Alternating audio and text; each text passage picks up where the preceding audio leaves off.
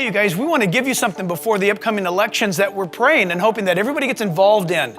And so we're just going to be calling these little inputs of data, hopefully very good information for you to get involved with and to make a difference. Your life should make a difference. And so we're going to be talking about these cultural engagement topics that we're all knowing about and hearing about, but we need to bring to a Christian perspective. So I hope this blesses you. First topic number one. Border control, the border immigration issue. Obviously, it's huge. In fact, it's not only huge in America, for whatever reasons, in the last several years, it's a huge topic globally. But let's just talk about America right now. The laws are on the books as they are. Let's agree with this, that no matter what our view is, the laws are the laws. And if we want to change the laws because we don't like them, there is a legal process that you go through in America where we, the people, change the laws. So we got to go with the card or the deck that we've been dealt. And this is the law. The law is that a nation, the United States, as all nations, have border laws. Every nation does. But the problem is when they're not enforced. When they're not enforced by those who we've elected, then we are flirting with anarchy or potential pandemonium. Many times, economically is where it starts. Yet here in California, for example, it's gone from economic to social,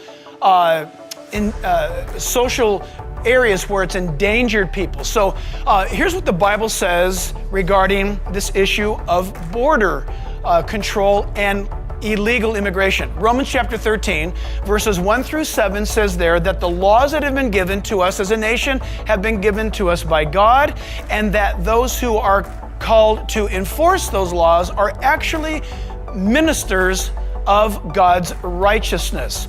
So we are to obey the laws that exist. Now, the question is automatically going to rise up, well, what about people who just want to have a better living? That's a normal question, and that is a normal pursuit. But there are laws to be obeyed. For example, we know in America that there are a lot of people who have immigrated to the United States legally, and they're very passionate, they're very angry and very upset that there are those who are coming here illegally. So there's this dynamic.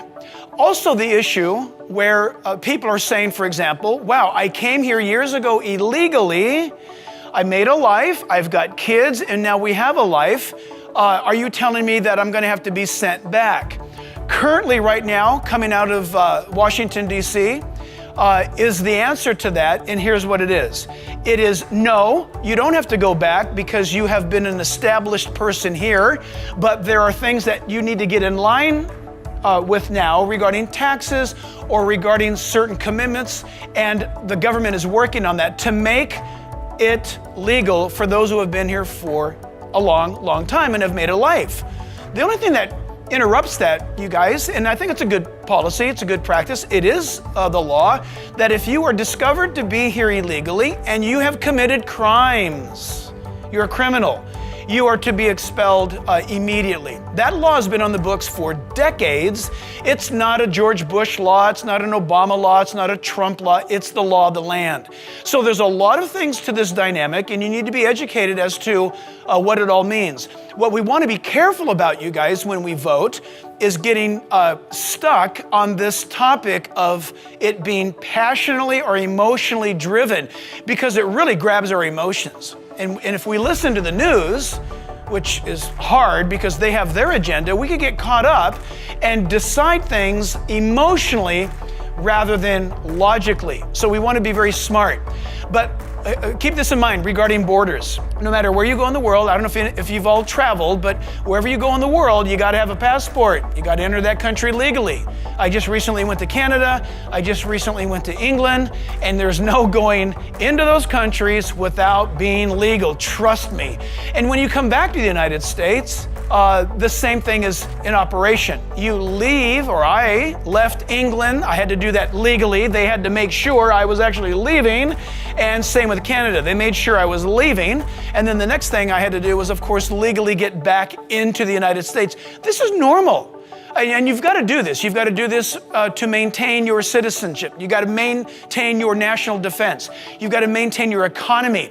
Imagine that, where you would have an economy, but no native-born citizens could get a job because those who are illegal occupy all the jobs. That wouldn't be good for you or your family. So it's got to be well balanced. It's not an easy thing, but you begin by backing up and going with the current laws that you have. The problem that's happening right now in the United States and in Europe, excluding England. England is an island, and they have really tightened up their borders ever since the human refugee crisis that came out of Syria, where Europe was invaded.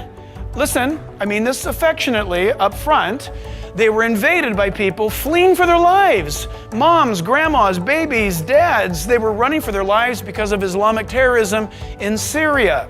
Unfortunately, we now know that a vast majority of people who flowed in with that body of people were none other than military-age young men, 15 to 25, that rode on the back, as it were, of those fleeing, those refugees, and now they've infiltrated Europe and have caused great problems, from public rapes to murders to a great rise of crime in the European Union.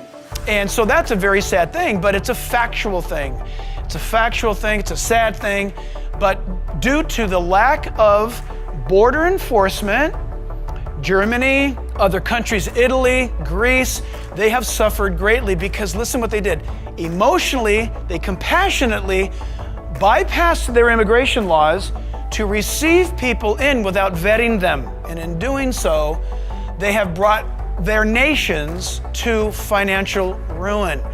Germany's angry about this right now because they're paying the bill for everybody and they're running out of money. Germany cannot sustain any longer the economic disaster that bad immigration has done to the European Union. England, what drove a lot of the Brexit, that is Britain exiting the European Union, was the issue of illegal immigration. Britain now is contained. Britain's economy is exploding. Britain as an island is safe, and they have strong borders now. So listen, it's a strange thing, and yet it's one to be dealt with. Legally, the laws have got to be obeyed. We've got to start there. And then there can be a great dialogue regarding how do we vet those that are here now, and those that shouldn't be here, how we get them out of here. So borders is a big deal. And then I'll end with this. The Bible tells us that God himself, the book of Daniel tells us this, that it's the God of the Bible, the God of all creation. He's the one who has established the borders of nations and has placed people within those nations. That's kind of cool, right? Because every citizen should have a sense of national pride. It's not a bad thing. It's a good thing. The Canadians should love Canada. Americans should love America. Cubans should love Cuba. That's normal. And in that love for your country, call it patriotism, which is like a dirty word these days, which is really ridiculously sad, but you should care for your country and for the welfare of your country. And what that means is that you support it. You pay your taxes and you be a good citizen. And of course, as Christians, we look to every opportunity to share the gospel. So it's getting back to the Bible in biblical world issues, knowing how to vote, because in this republic, we declare our participation, our engagement by voting. Listen, friends, by all means, do not sit out the vote. If you're 18 years of age or over, coming up for this November election, wherever you're at in the United States, vote, okay? God bless you. We'll see you guys back here soon with installment number 2 of how and why we should be engaging the culture.